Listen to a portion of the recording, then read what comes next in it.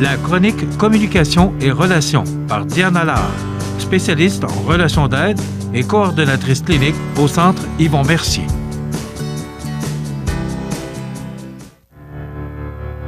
Vous vivez une rupture. Vous avez de la difficulté à gérer vos émotions. Vous vivez des conflits importants dans votre couple. Vous sentez dépassé comme parent. Surtout, vous voulez éviter de la violence dans vos relations et envers vos proches. Ligne d'aide et d'écoute pour hommes confidentielle et sans frais. 88 247 50 30. Je vous souhaite la bienvenue à cette autre chronique Communication et relations, présentée par votre centre Yvon Mercier, le CIM, et je suis en compagnie de Diane Allard. Bonjour, Diane. Bonjour. Diane, aujourd'hui, la dernière chronique, on a parlé là, du printemps, puis de ramasser les mauvaises herbes, là, puis faire le ménage du terrain. Là, ouais. Mais on n'a pas parlé de grand ménage, là, parce qu'il y a toujours le grand ménage du printemps qu'il faut faire, fait qu'on peut faire ça en même temps. Et ça peut coïncider avec les 6 erreurs là, qu'on retrouve le plus fréquemment chez les couples.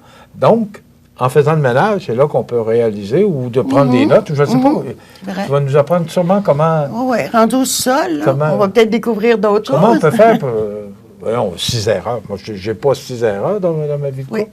Moi, je rencontre beaucoup de couples. Hein? Puis il y a des choses, c'est sûr, je fais toujours mes notes puis mes rapports. Puis il y a quelque chose qui ressort tout le temps chez les couples. Moi, j'appelle ça des erreurs parce que c'est pas des grosses affaires. Mais c'est des erreurs qui peuvent nous coûter cher. Parce que c'est des erreurs qui vont amener à beaucoup de déceptions dans notre vie de couple, des conflits, puis des séparations. Parce qu'ils se répètent constamment. Donc, ils usent le couple. Le couple va devenir usé par ces erreurs-là si on s'en occupe pas. C'est pas... c'est comme une voiture, je ne l'entretiens pas. Exactement. Il faut entretenir. Elle va briser, puis elle va... Il faut entretenir. L'erreur que je vois le plus souvent, qui est drôle, ça a déjà été quelque chose de fréquent, mais aujourd'hui, la vie a changé, ça a évolué. Nos couples ne vivent pas pareil comme dans notre temps. Ça a changé leur façon de voir les choses. La plus grande erreur, c'est de s'attendre à être avec l'autre 24 heures par jour, tout le temps. Quand on n'est pas au travail, là, en dehors du travail, d'être toujours ensemble. Combien de couples je vois avoir des conflits? Il est parti avec ses chums, il est allé au hockey, il m'a laissé tout seul, puis moi, je trouve ça plate les vendredis soirs. Tout. Ça, là, j'entends ça régulièrement. Au contraire, c'est sain pour un couple de ne pas être toujours ensemble. C'est très sain et c'est un besoin personnel aussi qu'on a, comme pour se sentir une personne unique. On a aussi besoin de voir nos amis, d'aller voir notre famille tout seul. Tu sais, parler avec maman ou papa, là, quand on est tout seul avec ou avec notre conjoint, c'est pas pareil. Mais là. non. Mais non. Puis des fois, d'aller avec sa mère faire des recettes. Hein, moi, ma fille, ça fait des années qu'on fait ça. Tous les ans, on passe une journée ensemble et on prépare tous nos desserts de Noël. C'est des belles journées, mais son chum, il vient pas, là, puis... non. C'est vraiment ma fille, là. Oui. Puis ça pourrait être avec une amie aussi. Je peux aller souper avec une amie. Ça fait longtemps que je l'ai pas vue. On a besoin... Peu importe les raisons, on a le droit d'avoir des moments tout seul, même si on est en couple. Et ça, c'est très, très difficile. Tu dis on a le droit. Oui, Est-ce que c'est un droit. On a le droit ou on doit? On doit, mais c'est un droit fondamental. C'est respecter l'être humain qu'on est. Il y a beaucoup de jeunes couples dans la trentaine, surtout, qui s'attendent que là, ils vont toujours tout faire ensemble. Et ça fait partie beaucoup de leurs disputes. Moi, je me dis, à un moment donné, il faut s'arrêter puis se regarder. Qu'est-ce qui fait que je suis si dérangée parce que mon chum, il va écouter le hockey avec ses amis? Qu'est-ce qui me dérange tant dans ça? Est-ce que je reviens à moi? Je reviens dans mon jardin à moi? Est-ce que c'est moi qui se sens abandonné? Est-ce que c'est moi qui n'aime pas ça être tout seul et j'ai de la misère à organiser mon temps? Lui, il n'est pas responsable de ça. Lui, là, il s'occupe de lui. C'est ça. Donc, mais pourtant, elle va y reprocher. Donc, lui, le conjoint, il faut qu'il accepte qu'elle, elle soit déclenchée, mais il ne faut pas qu'il se prive pour ça. Mais il peut l'écouter dans ce qu'elle vit, puis la supporter dans ce qu'elle vit, mais il ne faut pas qu'il change pour y faire plaisir. Il faut qu'il continue à se respecter, puis elle a à apprendre à s'occuper d'elle, à gérer son temps, puis de faire d'autres choses. Elle va comprendre en vieillissant là, que des fois, quand le conjoint part, ça fait juste du bien. Mais elle n'est pas rendue là. Prendre un livre ou faire des activités qui nous font du bien. Puis qui... Si ce n'est que de tremper dans un bain pendant 1 heure de temps. Se faire plaisir, c'est ça, s'occuper de soi.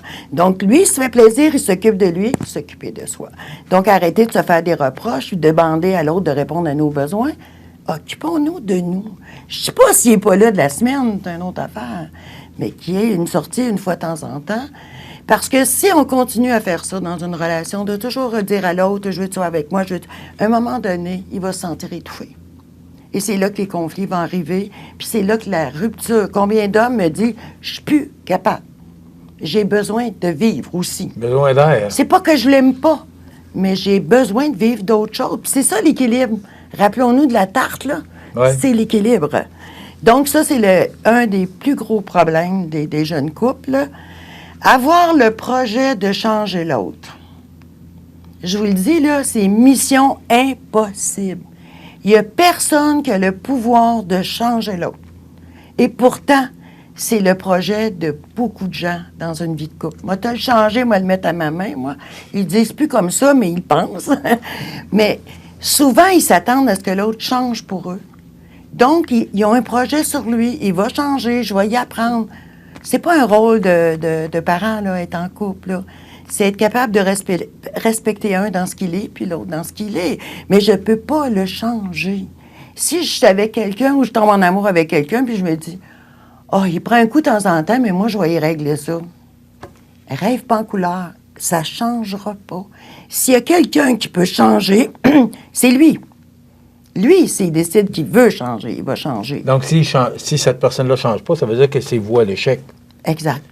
Exact. Mais combien de couples on entend qui reprochent des choses à l'autre, puis là, l'autre va dire « J'étais comme ça quand elle m'a connue. » Elle va dire « Bien, je pensais que tu étais pour changer. » Non, la vérité, c'est qu'elle pensait être capable de le changer. Puis elle n'a pas réussi. Donc, il faut être très conscient là, qu'on ne peut pas changer les gens. Et c'est le projet, je vous dirais, presque tous les couples, même qui vont venir consulter dans l'espoir que moi, je vais le changer. Parce que ça n'a pas marché. Mais je n'ai pas ce pouvoir-là, puis personne là, de toute façon. La troisième erreur, faire tout pour l'autre. Ça, c'est un piège qui risque de vous coûter cher. Parce que celui qui fait tout pour l'autre, il est toujours au-devant. Souvent, il y a des hommes qui sont comme ça, puis il y a des femmes qui vont dire, il est tellement fin. Il fait tout, il voit tout, il fait tout, il fait tout. Il fait Une tout. souhait. Ah, on devrait être cloné. Tout le monde veut des hommes comme ça. Ça ne durera pas. Ça ne durera pas, ça. Vous rêvez en couleur. S'il le fait, c'est parce qu'il veut plaire, il veut être aimé, il veut tout ça. Mais un jour, il va arriver un conflit, puis la première chose qu'il va dire, avec tout ce que je fais pour toi, tu oses me dire ça? Inconsciemment, il est en train d'installer que vous allez être redevable envers lui. Puis là, vous allez vous sentir coupable. Vous allez dire, c'est vrai qu'il fait tout. Puis là, vous allez finir par vous taire. Il n'y a rien qui va se régler là. Hein. C'est important dans un couple que ça soit équitable. C'est très, très important. On dit aujourd'hui, on se partage tout ça, mais il y a encore beaucoup de couples que c'est madame qui fait toute la maison, puis les enfants, puis monsieur va travailler. Il faut faire attention. Tu sais, les extrêmes, là, tout faire, c'est dangereux, et rien faire, ça l'est aussi. Donc, il faut faire attention tout le temps. L'équilibre. L'équilibre dans tout. Je dis toujours ça, moi, l'équilibre dans tout, c'est comme quelqu'un qui aime le vin. S'il en boit de façon équilibrée, il n'y a pas de problème. S'il en abuse, là, il y a un problème. C'est pas la faute du vin. C'est ça. Mais c'est bon. Il paraît que c'est bon. Moi, j'aime ça. L'amour inconditionnel. Je vais tout y pardonner, je vais tout accepter, et je vais le défendre. Hein, je l'aime. Ah! Des fois, j'entends ça dire, il va y avoir quelque chose de négatif sur le monsieur, puis la madame, elle va dire, « Moi, ça me dérange pas. Moi, ça me dérange pas. » Puis pourtant, quand on va l'avoir tout seul, dans ses propos, ce qu'on va entendre, c'est que ça y tombe ses nerfs. Mais elle dit, « Je l'aime. Je peux pas y dire ça. » L'amour, c'est pas inconditionnel. Je pense que le seul amour inconditionnel qui existe, c'est quand on est mère et on est père. Nos enfants, là, on les aime de façon inconditionnelle. Même, des fois, malgré qu'ils font des erreurs, eux autres aussi, puis ça nous agace. On les lâchera jamais, nos enfants. Mais le partenaire ou la partenaire, ça se peut qu'on le lâche. C'est pas inconditionnel. Il faut pas s'attendre à ça. Il y a une espèce de... Moi, j'appelle ça le symptôme d'Alice au Pays des Merveilles. Il y a beaucoup de jeunes filles qui sont... Je pensais que c'était notre époque, là, qu'on rêvait du cheval blanc puis du chevalier à cause de ce qu'il nous montrait Walt Disney. Mais ça existe encore. Les filles s'attendent à beaucoup des gars, puis les gars s'attendent à beaucoup des filles. Fait que les couples se bâtissent avec beaucoup d'attentes puis d'espoir. Il va y avoir de la déception, hein? Puis il va y avoir des conflits. Donc, l'amour inconditionnel, c'est pas vrai. Puis dans la réalité, là, quand notre chum n'est pas fin ou quand notre blonde n'est pas fin, on n'ira pas lui dire « je t'aime » là.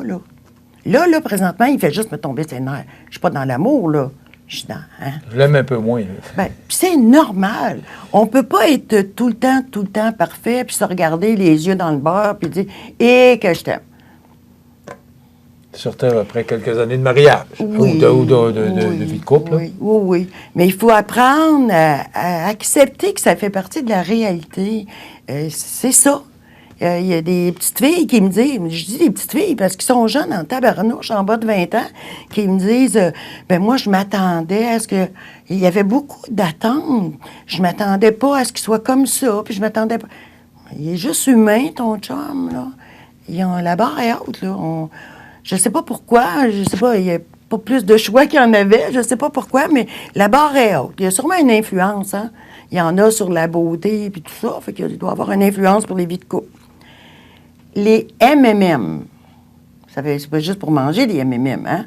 Ça s'appelle mensonge, manipulation, ménagement. Le mensonge tue les relations. Parce que ça tue la confiance. Avec raison, là. Oui. Ouais. On est mieux de dire la vérité que de raconter des histoires, c'est pire. Hein? Ça augmente encore plus la souffrance que ça fait de se faire mentir par l'autre. Manipuler. Ceux qui utilisent la manipulation pour obtenir ce qu'ils veulent, là, ils sont bien drôles parce qu'ils me disent « Ah, bon, je l'ai eu ce que je voulais. » Mais quand je parle à l'autre seul, l'autre, il me manipule. L'autre s'en rend compte, mais on dirait qu'il pense qu'il s'en rend pas compte. C'est qu'il accepte de se faire manipuler. Moi, je dis, pour avoir un manipulateur, ça prend quelqu'un qui se laisse manipuler. Si je me laisse pas manipuler, il n'y a plus de manipulateur. Il est disparu. Donc, de faire attention à ça. Là. La manipulation dans le couple, ça use. Le ménagement, pas oser dire les vraies affaires. C'est tellement important de dire les vraies affaires, parce que dire les vraies affaires, ça amène une grande sécurité. Je vais être capable de dire, cette personne-là, s'il y a quelque chose qui ne va pas, elle va me le dire. Elle ne fera jamais semblant. Ça se peut que j'aime pas ce qu'elle va me dire. Ça se peut que ça me dérange un peu. Mais j'ai toute une sécurité relationnelle avec cette personne-là. Quand je pense à mes clients là, que je reçois, c'est ce qui aide le plus dans notre travail, de ne pas les ménager. Ça ne veut pas dire que je le rentre dedans.